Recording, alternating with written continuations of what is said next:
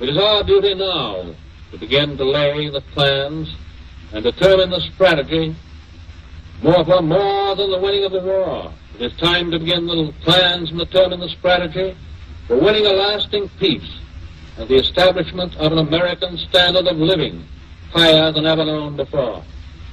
This republic had its beginning and grew to its present strength under the protection of certain inalienable political rights, among them the right of free speech, free press, free worship, trial by jury, freedom from unreasonable searches and seizures. They were our rights to life and liberty. We have come to a clearer realization of the fact, however, that true individual freedom cannot exist without economic security and independence. Necessitous men are not free men. People who are hungry, people who are out of a job, are the stuff of which dictatorships are made. In our day, these economic truths have become accepted as self-evident.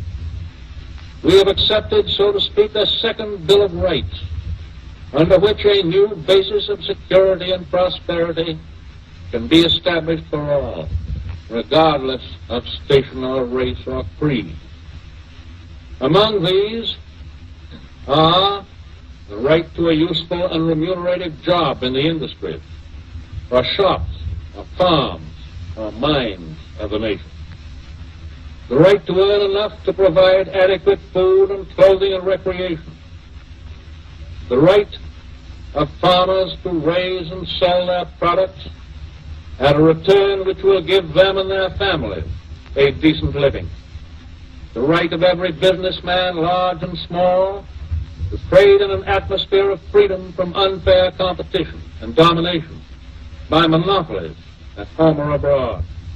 The right of every family to a decent home.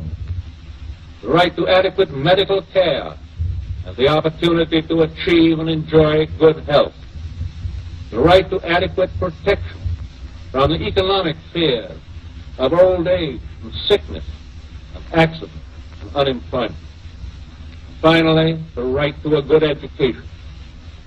All of these rights spell security.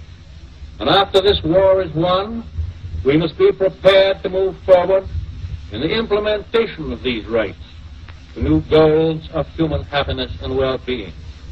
America's own rightful place in the world depends in large part upon how fully these and similar rights have been carried into practice for all our citizens.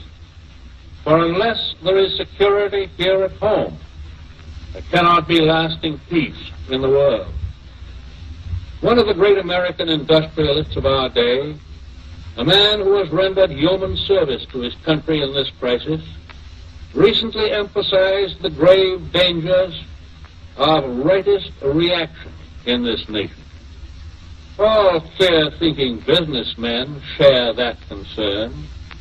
Indeed, if such reaction should develop, if history were to repeat itself, and we were to return to the so-called normalcy of the 1920s, then it is certain that even though we shall have conquered our enemies on the battlefields abroad, we shall have yielded to the spirit of fascism here at home. I ask the Congress to explore the means for implementing this economic Bill of Rights, for it is definitely the responsibility of the Congress so to do, and the country knows it.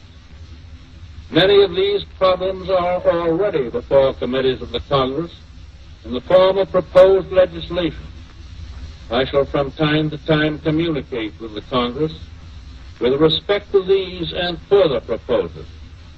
In the event that no adequate program of progress is evolved, I am certain that the nation will be conscious of the fact